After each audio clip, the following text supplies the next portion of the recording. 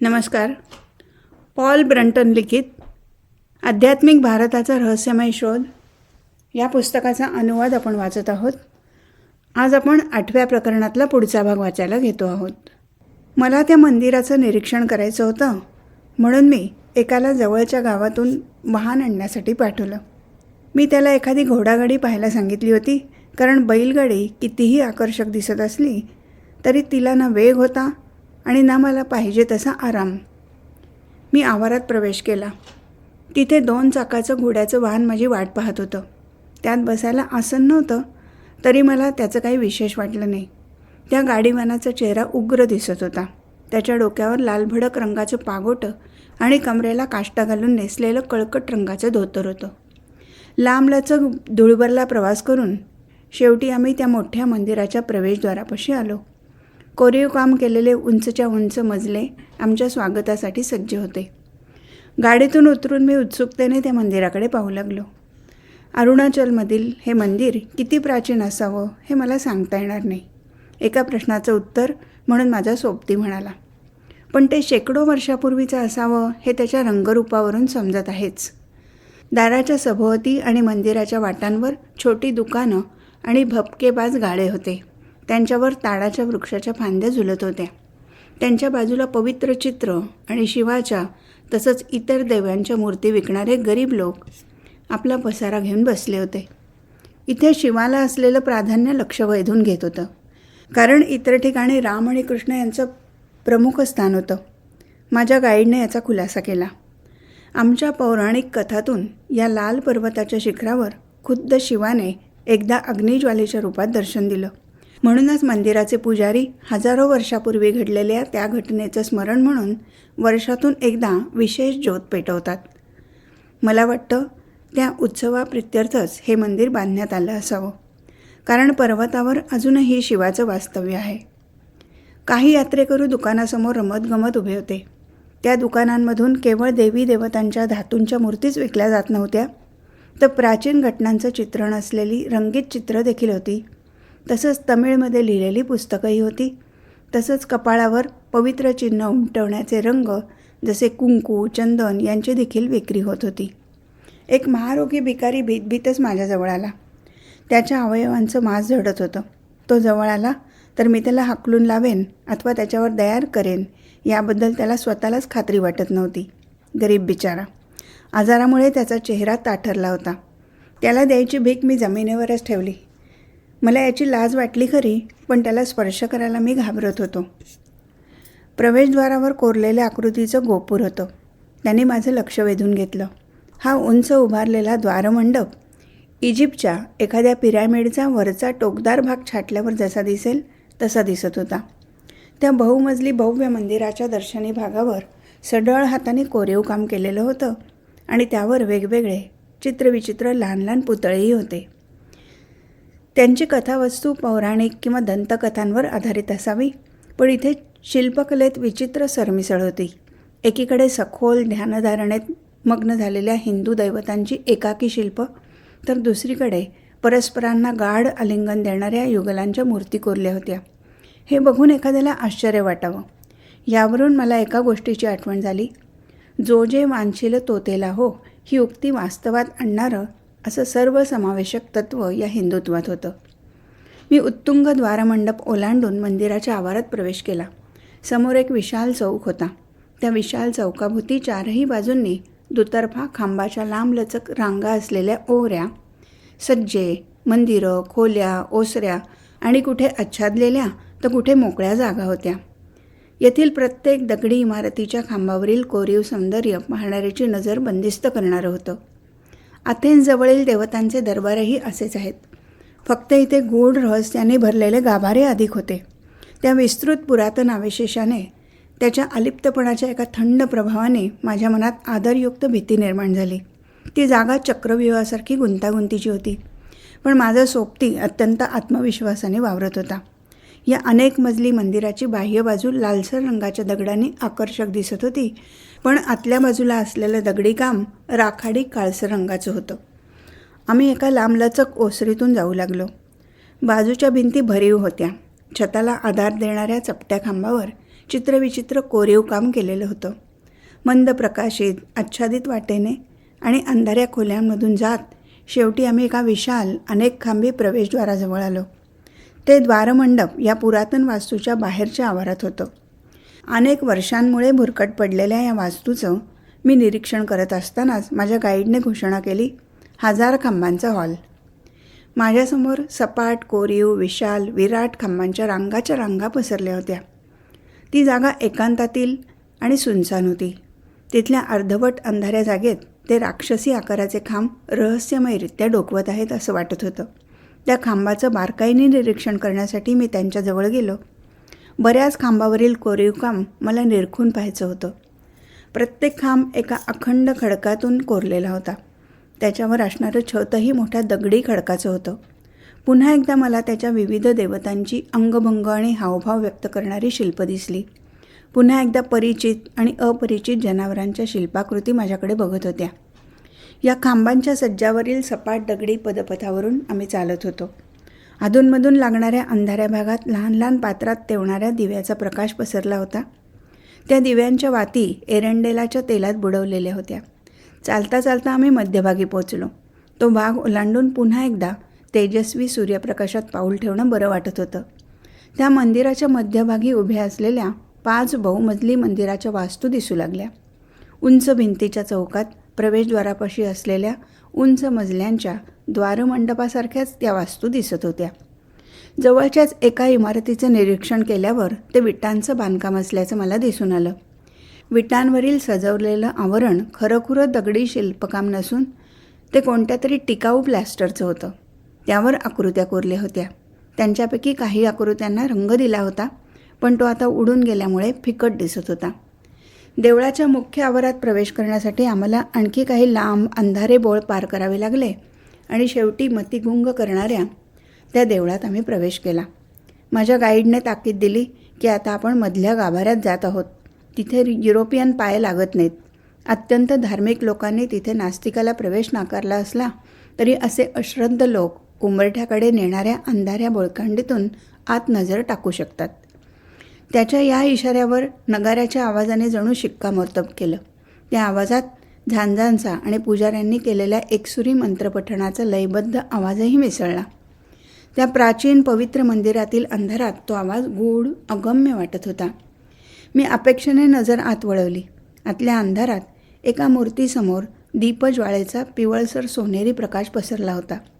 वेदीवर 2-3 मंद दिवे जळत होते आणि काही भक्तगण कोणत्या तरी विधीत गर्क होते.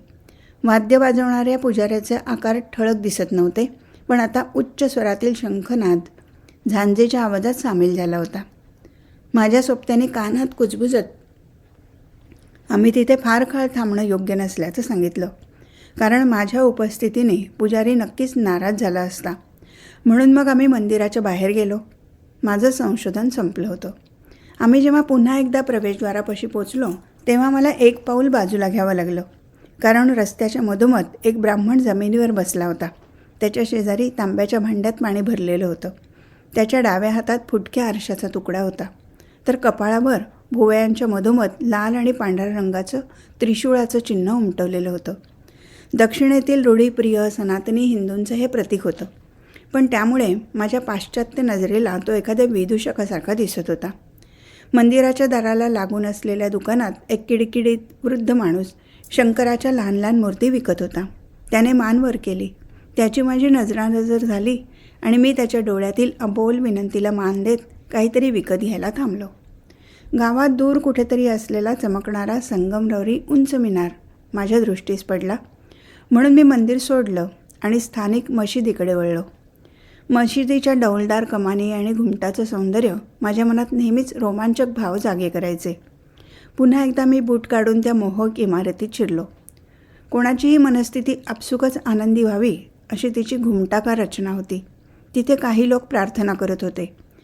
खाली अंथरलेल्या रंगीत छोट्या वस्त्रावर ते बसायचे, वाकायचे किंवा नतमस्तक व्हायचे.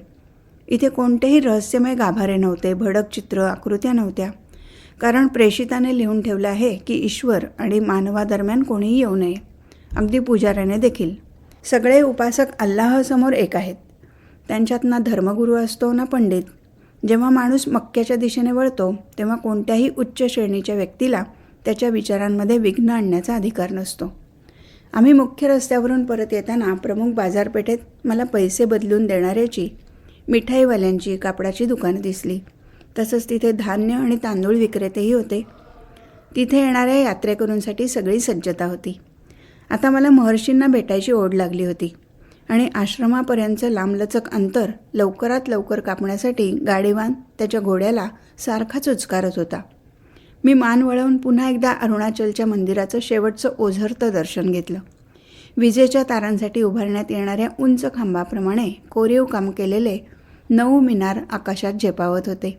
हे प्राचीन मंदिर बनवण्यासाठी ईश्वराच्या नावाने अनेकांनी धीराने, संयमपूर्वक केलेल्या कष्टाची गाथा ते मला सांगत होते. कारण मंदिराचं बांधकाम पूर्ण होण्यासाठी एका पिढीच्या आयुष्यापेक्षा जास्त काळ लागला असणार यात शंका नव्हती. पुन्हा एकदा इजिप्तच्या पिरॅमिडच्या विचित्र अवशेषांनी माझं मन पोखरलं. मंदिरच नव्हे तर रस्त्यावरील वस्तूत देखील इजिप्तच्या वास्तुकलेची वैशिष्ट्य मला दिसत होती. बुटकी घरं आणि जाड भिंती. असाही दिग्वस उगवेल का जेव्हा मंदिरं ओसाड पडतील, शांत होतील, निर्मनुष्य होत होत हळूहळू ढासळतील आणि ज्या मातीतून त्यांनी आकार घेतला होता त्या लालसर राखाडी मातीशीच एकरूप होतील, किंवा मानवाला नवीन देव सापडतील आणि त्यांच्या आराधनेसाठी तो पुन्हा नव्याने मंदिर बांधेल. असंही घडेल का? मोठमोठे खडक पसरलेल्या टेकडीच्या पलीकडच्या उतारावरील आश्रमाच्या दिशेने आमचा घोडा दुडक्या चालीने चालत होता.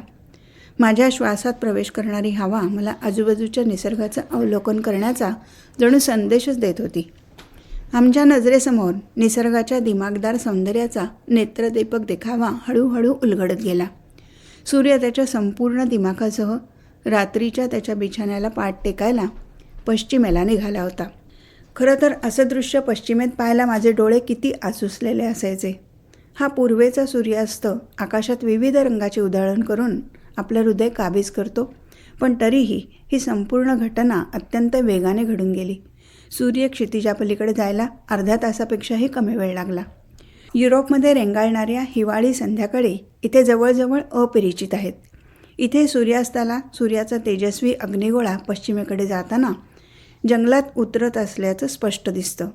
गगनाच्या घुमटातून त्याच्या वेगवान प्रवासाची प्रस्तावना म्हणून तो ठसठशीत केशरी रंग धारण करतो.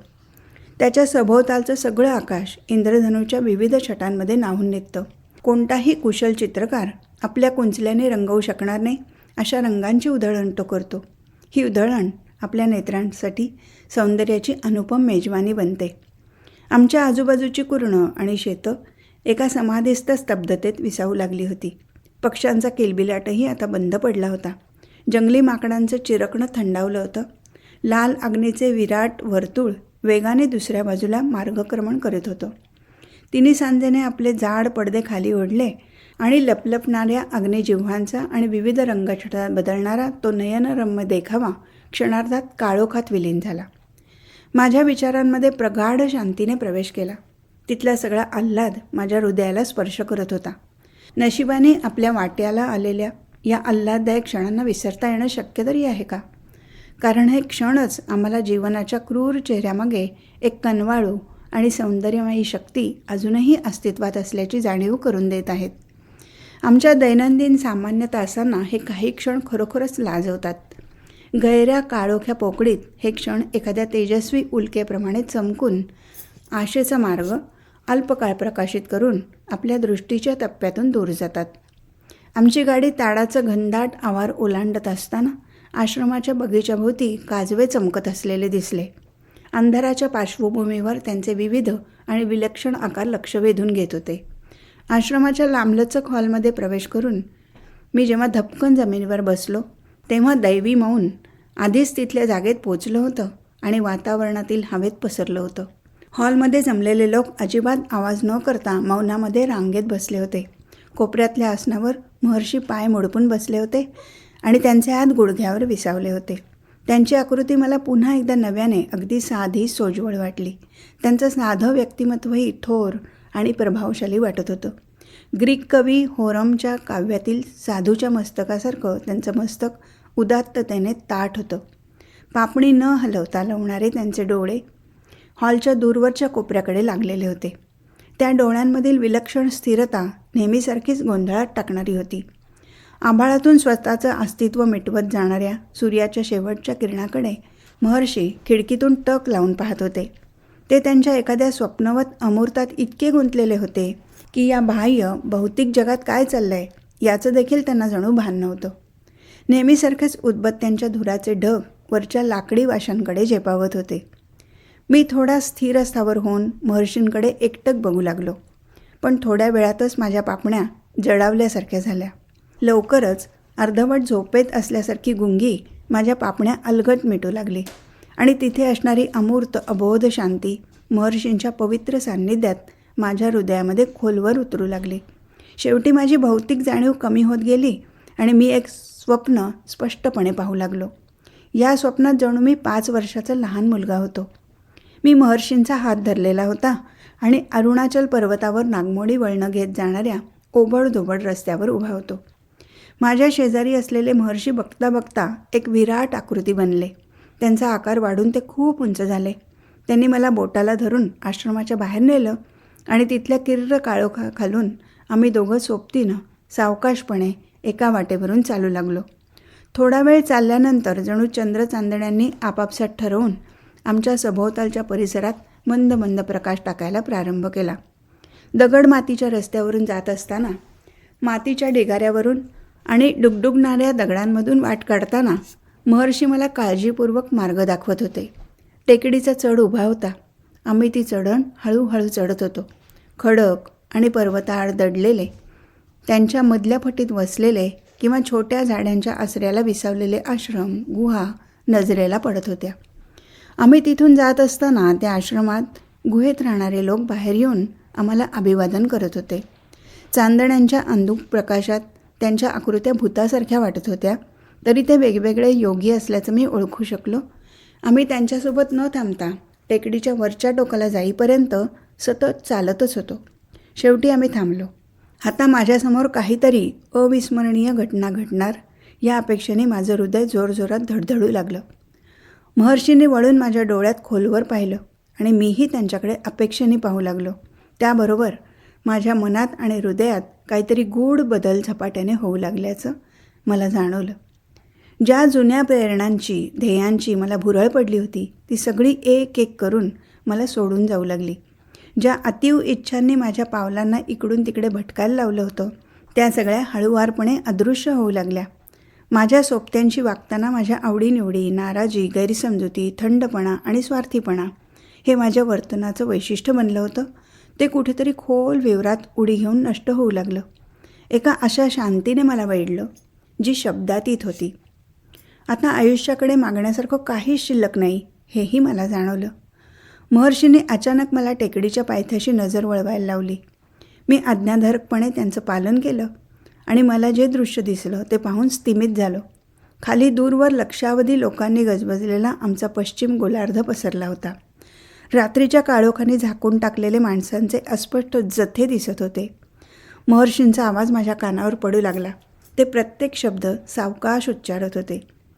तू जेव्हा तिथे परत जाशील तेव्हा आता अनुभवत असलेली शांती तुझ्यासोबत असेल, पण त्याची किंमत तुला मोजावी लागेल. ती म्हणजे यापुढे तुला ही कल्पना बाजूला ठेवावी लागेल की तू हे शरीर आहेस किंवा हा मेंदू, बुद्धी आहेस. जेव्हा ही शांती तुझ्यात प्रवाही होईल तेव्हा तू स्वतःला विसरायला हवंस, कारण तुला तुझं जीवन त्या दिशेने वळवायचं आहे. असं म्हणून महर्षीने माझ्या हातात चंदेरी प्रकाशाच्या धाग्याचं एक टोक दिलं. मी त्या विलक्षण स्वप्नातून जागा झालो तरी त्याची उत्तुंगता, दिव्यता अजूनही खोलवर जाणवत होती. मी डोळे उघडताच महर्षींची आणि माझी दृष्टभेट झाली. त्यांनी आपला चेहरा माझ्याकडे वळवला होता आणि माझ्या डोळ्यात स्थिरपणे बघत होते. त्या स्वप्नाचा नेमका अर्थ काय होता? कारण मला माझ्या वैयक्तिक जीवनातील इच्छा, अभिलाषांचं आणि कडवेटपणाचंही काही काळ का होईना विस्मरण झालं होतं. माझ्या स्वप्नवत अवस्थेत मी अनुभवलेली स्वतःविषयीची उदात्त अलिप्तता आणि माझ्या सोबत्याविषयी, बांधवांविषयी मला जाणवलेली सखोल दया, करुणा जागृतीनंतरही कमी झाली नव्हती. माझ्या मनात या भावनांचा रेंगाळणारा दरवळ हा माझ्यासाठी विलक्षण अनुभव होता. पण जर तो अनुभव केवळ स्वप्न नसून सत्य असेल तर या गोष्टी नाहीशा होणार नाहीत. मला काही कळत नव्हतं. मी किती काळ स्वप्नात रममाण होतो, कारण आता हॉलमधील प्रत्येकजण उठून झोपायला जाण्याची तयारी करत होता. मलाही तेच करायला हवं होतं. हॉलला पुरेशा खिडक्या नसल्यामुळे तिथे कोंदट वाटत होतं, म्हणून मी अंगणात झोपायचं ठरवलं. तेव्हा एका उंच काळ्या पांढऱ्या दाढीच्या शिष्याने मला कंदील आणून दिला आणि तो रात्रभर जळतच ठेवायला सांगितलं. त्याचं स्पष्टीकरण देताना तो म्हणाला, इथे साप, चित्ते असे नको असलेले पाहुणे येतात, पण उजेड असल्यावर मात्र ते जवळ येत नाहीत. त्यांनी सांगितल्याप्रमाणे मी तो कंदील तसाच सुरू ठेवला. खालची जमीन चांगलीच कडक असल्यामुळे आणि माझ्याजवळ गादी नसल्यामुळे मला काही तास झोप लागू शकली नाही. पण काही हरकत नव्हती, कारण माझ्या विचारांना पुरेसं खाद्य मिळालं होतं. मला वाटत होतं, जीवनाने आत्तापर्यंत माझ्या अनुभवाच्या परिघात ज्या व्यक्तींना आणलं आहे, त्यांच्यापैकी महर्षी म्हणजे मला भेटलेले अत्यंत गूढ आणि रहस्यमय व्यक्तिमत्व होतं. त्यांनी माझ्यासाठी विशिष्ट क्षण राखून ठेवला आहे असं दिसत होतं, पण मला त्यांचं नेमकं स्वरूप सहजासहजी समजत नव्हतं. तो क्षण अस्पर्श, अंदाजही करता न येणारा, कदाचित आध्यात्मिक असावा. या रात्रीमध्ये मी जितक्या वेळा महर्षींचा विचार केला, त्या प्रत्येक वेळी मला ते स्वप्न स्पष्टपणे आठवलं. एक विशिष्ट जाणीव मला पिंजून काढत होती आणि माझं हृदय अबोध पण उदात्त अपेक्षाने धडधडत होतं. त्यानंतर काही दिवसांमध्ये मी महर्षींच्या निकट जाण्याचा प्रयत्न केला, पण तो फसला. या अपयशामागे 3 कारणं होती.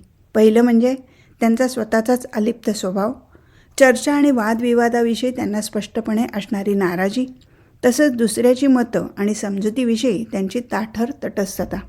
हे तर ढळढळीत दिसत होतं की महर्षींचे स्वतःचे विचार काही असोत, पण त्यांना इतर कोणालाही आपल्या विचारांच्या, कल्पनांच्या साच्यात बसवण्याची आणि एकाही व्यक्तीला शिष्यगणात सामावून घेण्याची इच्छा नव्हती. दुसरं कारण जरासं विचित्र असलं तरी ते खरं होतं. ज्या संध्याकाळी मला त्या स्वप्नाचा अनुभव आला, त्यानंतर मी जेव्हा जेव्हा महर्षीसमोर जायचो, तेव्हा तेव्हा माझ्या मनात त्यांच्याविषयी भीतीयुक्त आदर व्यापलेला असायचा. एरवी माझ्या ओठावर रेंगाळणारे अनेक प्रश्न आता मूक झाले होते, कारण समान पातळीवरून बोलणं किंवा वाद घालणं शक्य आहे अशी व्यक्ती त्यांना मानलं तर मानवतेच्या दृष्टीने तो त्या महान पवित्र आत्म्याच्या पावित्र्याचा भंग केल्यासारखं झालं असतं. महर्षींशी निकटता साधता न येण्याचं तिसरं कारण अगदी साधं होतं. हॉलमध्ये खूप माणसं असायची आणि त्यांच्या उपस्थितीत मला माझ्या खाजगी विचारांबद्दल बोलावंसं वाटत नसे. काही असलं तरी त्यांच्या देशात आलेला मी एक अनोळखी परदेशी होतो. मी त्यांच्यापेक्षा वेगळी भाषा बोलतोय हे त्यांच्या दृष्टीने फारसं महत्त्वाचं नव्हतं. पण मी जर माझ्या विचारांना वाचा देऊ लागलो तर त्यांना वाटेल की माझे विचार दोष शोधणारे संशयी आहेत. माझा दृष्टिकोन धार्मिक भावनांनी न विरघळण्या इतका ताठर आहे आणि ही गोष्ट त्यांच्या दृष्टीने जास्त महत्त्वाची होती. त्यांच्या पवित्र धर्मपरायणतेला दुखवण्याचा माझा अजिबात हेतू नव्हता. पण मला न पटणाऱ्या गोष्टींबाबत चर्चा करायची माझी इच्छा नव्हती. या गोष्टींमुळेच माझ्या जिभेला टाळं लागलं होतं. या 3ही अडथळ्यातून सावकाशपणे बाहेर पडण्याचा कोणताच सोपा मार्ग सापडत नव्हता. कित्येकदा असंही घडलं की मी एखादा प्रश्न महर्षींना विचारणार, तितक्यात आत्ताच सांगितलेल्या अडथळ्यांपैकी एखादा अडथळा आड यायचा आणि मला गप्प बसावं लागायचं. मी आधी ठरवल्याप्रमाणे आठवड्याचे शेवटचे 2 दिवस केव्हा संपले आणि माझा मुक्काम आणखी एका आठवड्याने वाढवला. महर्षींसोबतचं माझं पहिलं संभाषण हेच शेवटचं ठरणार असं दिसत होतं. खरंच ते नावानुसार महर्षीच होते. 1-2दा केलेल्या तुरळक आणि क्षुल्लक संभाषणाच्या तुकड्यांशिवाय मला त्यांच्यावर पूर्णपणे पकड घेता येत नव्हती. तो आठवडाही संपला आणि मी माझं वास्तव्य आणखीन एका आठवड्याने वाढवलं. तिथल्या वास्तव्यातील प्रत्येक दिवशी मला सुंदर शांतीची जाणीव होत होती. माझ्या सभोवतालच्या हवेत महर्षींकडून येणारी आणि मला वेढणारी प्रगाढ शांती मी अनुभवत होतो. तिथल्या मुक्कामाचा माझा शेवटचा दिवस उगवला आणि तरीही मी त्यांच्याजवळ जाऊ शकलो नव्हतो. माझं तिथलं वास्तव्य म्हणजे दैवी उत्कट मनःशांती आणि महर्षींशी वैयक्तिक संपर्क साधण्याच्या सगळ्या प्रयत्नात आलेल्या अपयशामुळे झालेल्या अपेक्षाभंगाचे दुःख याचं मनाला भुरळ पाडणारं अजब मिश्रण होतं. हॉलमध्ये सभोवताली पाहत असताना मला निराशेने हलकासा स्पर्श केला. अशा प्रकारचे बहुतेक लोक वेगळीच भाषा बोलतात, बाह्यातकारी आणि आंतरिकही. मी त्यांच्या निकट जाण्याची आशा तरी कशी बाळगावी या विचारासरशी मी महर्षींकडे पाहिलं. ते आपल्या देवतुल्य भव्य अशा उंचीवरून जगाचा क्षणाक्षणाला बदलणारा देखावा अलिप्तपणे पाहत होते. महर्षींमध्ये अशी काही अगम्य संपदा होती की त्यांना मी आत्तापर्यंत भेटलेल्या माणसांपेक्षा वेगळं ठरवत होती. का कुणास ठाऊक, पण मला ते आमच्यातले मानवजातीतले वाटतच नाहीत. सभोवताली पसरलेल्या निसर्गाचाच ते एक भाग वाटतात.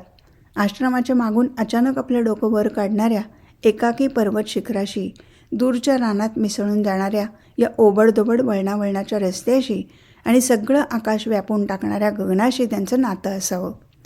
अरुणाचल पर्वताची दगडी अचल स्थिरता महर्षींमध्ये उतरली असावी. या टेकडीवर ते 30 वर्षापासून राहत होते आणि इथून त्यांनी कुठेही जाण्यास, थोडाही प्रवास करण्यास नकार दिला होता असं मला सांगण्यात आलं होतं. पर्वताशी असणारं असं सहचर्य माणसाच्या चारित्र्यावर अपरिहार्यपणे परिणाम करत असावं. त्यांचं या टेकडीवर फार प्रेम होतं. महर्षींनी स्वतः रचलेल्या कवितेचा अनुवाद कोणीतरी मला ऐकवला होता. त्या मोहक पण काहीशा करुण काव्यात त्यांनी या पर्वताविषयीचं आपलं प्रेम काही ओळीत व्यक्त केलं होतं. ही एकाकी टेकडी ज्याप्रमाणे जंगलाच्या कडेवरून उठत आपलं उन्नत मस्तक आकाशाला भिडवत होती, त्याचप्रमाणे हा माणूस एकांतात आपलं मस्तक भव्यतेने उन्नत करीत होता. नव्हे, सामान्य मानवतेच्या जंगलातून आपल्या वेगळेपणाने, अद्वितीयतेने वर उठत होता. ज्याप्रमाणे या सगळ्या प्रदेशाला वेढणाऱ्या लहान मोठ्या टेकड्यांच्या पार्श्वभूमीवर स्वतःचं स्वतंत्र अस्तित्व जपणारी अरुणाचलची, त्या पवित्र दीपस्तंभाची टेकडी वेगळी उठून दिसत होती.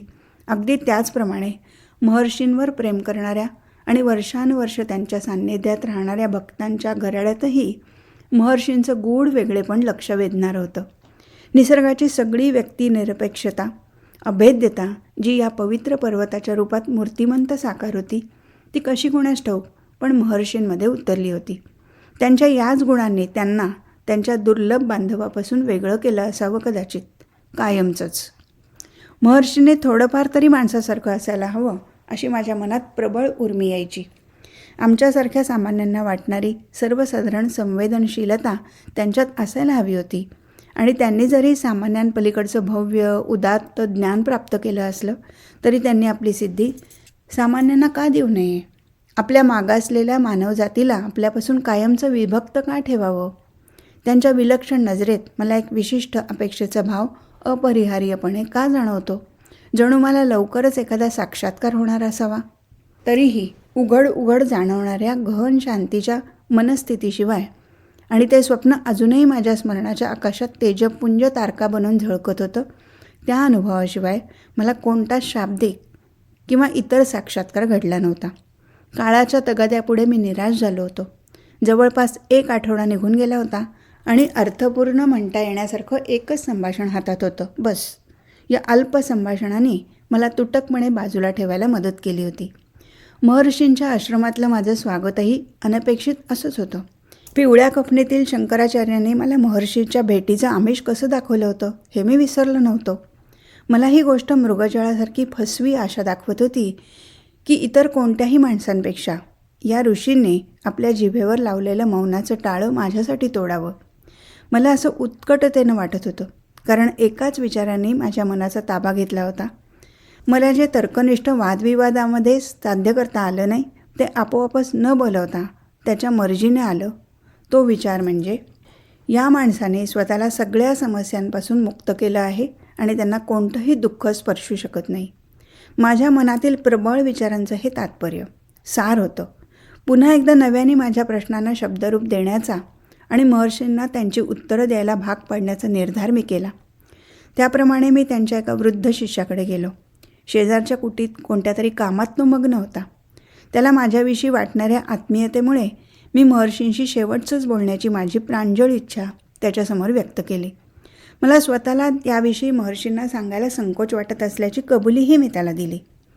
कनवाळूपणे स्मित करून मला तिथेच थांबवून तो शिष्य महर्षींकडे निघाला आणि लवकरच त्याने त्याचे गुरु मला मुलाखत द्यायला आनंदाने तयार असल्याची बातमी दिली. आज इथेच थांबू. हरिओम तत्सत.